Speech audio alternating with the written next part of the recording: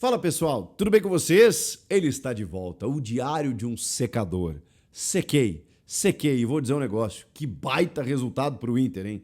Pelas circunstâncias e também porque a gente está falando de um mata-mata e o time decide em casa.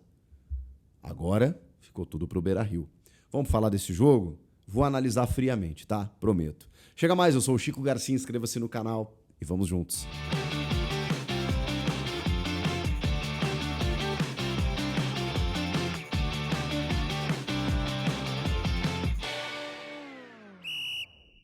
Você está convocado para a Liga do Milhão na KTO, kto.bet.br. Gente, acessa o site que está aqui na descrição desse vídeo, né? É o meu link personalizado, tem QR Code na tela também. Já vai estar o Denilson Show lá na capa. Você clica na Liga do Milhão ou vai na aba de promoções, dá em aceitar participar. Cada aposta de R$5 vai somando pontos. Ao final do dia, o maior pontuador leva R$1.000 em apostas grátis. Tem um ranking semanal, o ranking mensal. E se você for o melhor palpiteiro do Brasil no final do ano, você fatura R$1 milhão. Quer apostar na Libertadores da América? Tem jogos nessa quinta-feira, como por exemplo, Universitário do Peru contra o Palmeiras. E aí, o que você acha que vai rolar? Faça a sua aposta lá sempre com responsabilidade, né? E não se esqueça, site proibido para menores de 18 anos. Venha para a KTO. Volta e meia eu analiso o Inter como um secador, mas como um analista também, né? Vocês sabem que eu seco e seco muito. E sequei. E o primeiro tempo deu gosto de secar. Porque o Flamengo simplesmente empurrou o Inter para o seu campo. Olha, de uma maneira que normalmente o Flamengo faz, né? Pela qualidade dos seus jogadores. Não tinha algumas peças, né? O Felipe Luiz, como o Arrascaeta, mas, cara, Gonçalo Plata, Samuel Lino, Bruno Henrique, olha esse ataque, Luiz Araújo, Jorginho, que joga esse Jorginho no meio campo, a dupla de zaga, eu sou apaixonado por essa dupla de zaga do Flamengo, mesmo que o Léo Pereira tenha entregado, né, contra o Atlético Mineiro naquele passe na frente da área, mas esses dois zagueiros, eles são quase meio campistas, né? Eles quase que ajudam a armar o jogo. É muito bom de ver, né? Alexandre jogando uma barbaridade também pelo lado esquerdo. É um puta time. O Flamengo é um puta time. E colocou o Inter numa pressão a ponto da posse de bola ser 73% contra 27%. Chegou um momento que estava, cara, quase 90% de posse de bola. Negócio absurdo. O Inter simplesmente não tocou na bola no primeiro tempo. O Rossi não fez uma defesinha sequer. O Inter não atacou. O Inter ficou lá atrás o tempo inteiro. E o Flamengo pressionando. Era questão de tempo. E curioso que o gol tenha vindo numa bola parada. E numa bola parada, num total vacilo da defesa do Inter. O Bruno Henrique, que já tinha feito gols contra o Inter numas quartas de final de Libertadores em 2019. 6 anos depois, ele de novo. E o Bruno Henrique é o cara que tá jogando muito bem de falso 9, né? Teve uma jogada que ele até fez um pivôzão, assim, ele recebeu de costa, conseguiu, girou e tal, e finalizou. A bola passou à direita da trave. O Luiz Araújo obrigou o Rocher a fazer uma puta defesa. Mas o gol sai numa bola parada, em que a defesa do Inter apenas observa, ele sobe sozinho e de cabeça aos 27 minutos faz o gol do Flamengo. 1-0 Mengão, já era para estar muito mais naquele momento. Depois era para o Flamengo ter ampliado, não conseguiu e o Inter suportou bem. Vamos lá, suportou. Levou o jogo para o intervalo, perdendo só por 1-0. Só que aí no segundo tempo, quando eu imaginei que o Flamengo fosse apertar o play para fazer 2-3-0 e encaminhar o confronto, não foi isso que aconteceu. Tem uma melhora do Inter por uma mudança de postura e tem também um Flamengo mais morno, mais relaxado, mais administrando a vantagem, mesmo que mínima, e isso tem sido comum, inclusive, no Flamengo do Felipe Luiz nos últimos tempos. Começa muito bem no segundo tempo, não sei se por uma questão física, os caras baixam um pouco a guarda. Tudo bem, daqui a pouco constrói um resultado, mas, cara, é mata-mata. E você está decidindo a vaga na tua casa no jogo de volta. Na casa do adversário no jogo de volta. Então, não dá para vacilar dessa maneira. Pois bem, o Flamengo ficou, sabe? No toca aqui, toca ali, girando a bola, sabe? Chegando na frente, mas sem aquela verticalidade, sem aquela ofensividade que eu esperava do Flamengo no segundo tempo.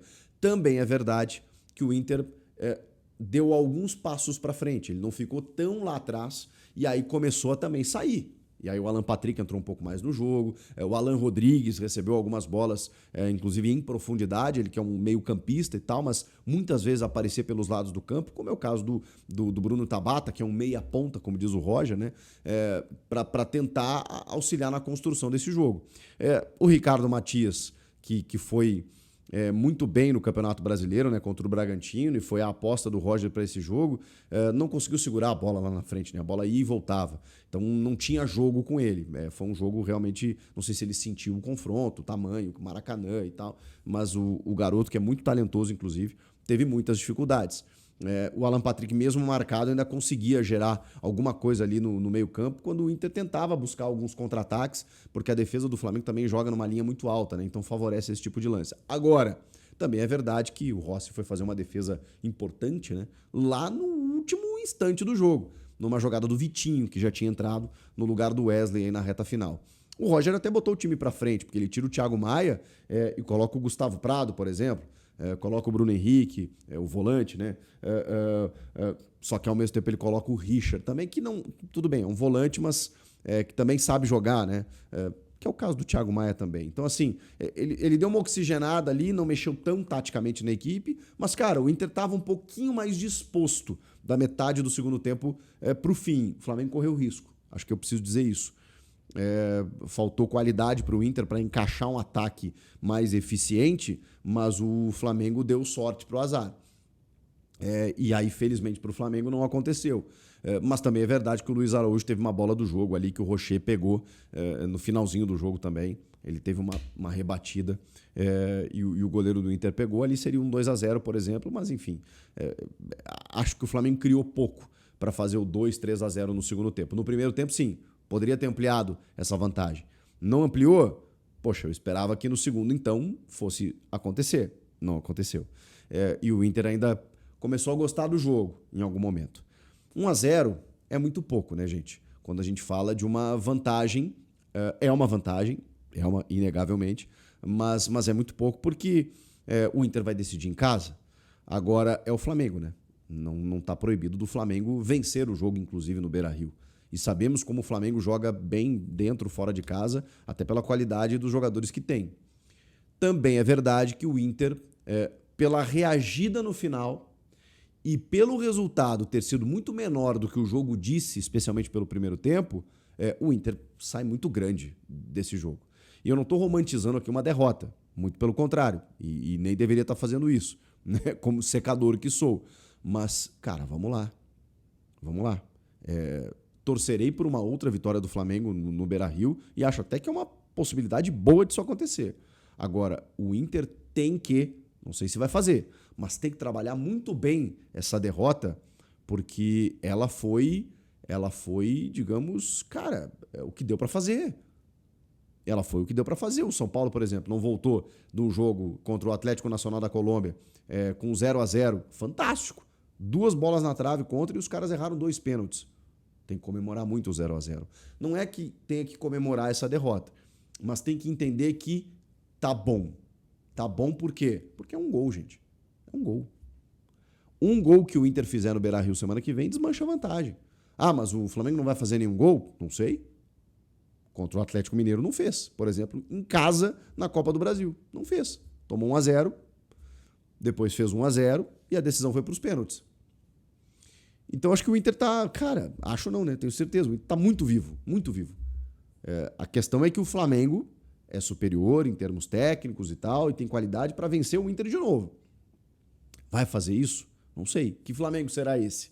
Um Flamengo que toca mais a bola e busca um espaço para poder fazer o seu gol agressivo nos minutos iniciais, a ponto de tentar fazer o resultado? Que Flamengo será esse? Vai ser outro jogo. Outro jogo. E acho que o Inter precisa entender que perdeu o jogo, ok, mas perdeu pelo placar mínimo, que é um placar extremamente possível de ser revertido. E, cara, tem que fazer um auê para a semana que vem. Que vai fazer. Mas é isso que pode embaçar a coisa para o Flamengo. É ruas de fogo, é mobilização, sabe, é o estádio lotado, é a torcida vindo. É isso aí. Libertadores é isso, cara. Libertadores é isso. E é um gol. Um gol que o Inter fizer no Beira-Rio no primeiro tempo, por exemplo, acabou a vantagem. Sem tomar, evidentemente, né? E aí virou outro jogo. E aí você vai entender se você vai trocar garrafas, você vai pro confronto de igual para igual, você vai negociar pênaltis, né? Do tipo assim, vou, mas não vou muito. Ou se você vai dar o all-in, do tipo, vou, e se eu me expor, beleza, mas eu vou lá para resolver a parada, porque eu tô jogando em casa e aqui mando eu. Vamos ver. O fato é que estamos falando, talvez, do grande confronto das oitavas de final. E um Inter que estava muito oscilante, estava muito mal em termos de desempenho, inclusive, fez um jogo para dar moral. É curioso eu estar falando disso, isso numa derrota, mas é uma derrota com circunstâncias, né, de que o Inter sofreu demais no primeiro tempo, não tocou na bola, e, cara, foi só 1-0 pros caras. E o Rocher fez, uma outra boa defesa. Acho que o Inter neutralizou boa parte do tempo o Flamengo. E no segundo tempo foi o Inter que até deu uma reagida e poderia ter empatado o jogo. Então, assim, esse é o saldo de um Inter que esboça uma melhora e ganha uma esperança para quem sabe avançar na semana que vem. É com dor que eu digo isso. Recorde de público, 68.483 presentes, 63 mil pagantes, Maracanã lotadaço, recorde de times brasileiros como mandantes na atual edição da competição, né? Não tinha dado um público tão alto, com uma renda de 5 milhões de reais. Que loucura.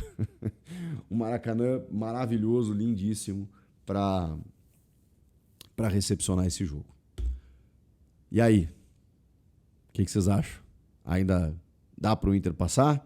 Ou já era? Comenta aqui. Inscreva-se no canal e eu volto na próxima. Tchau!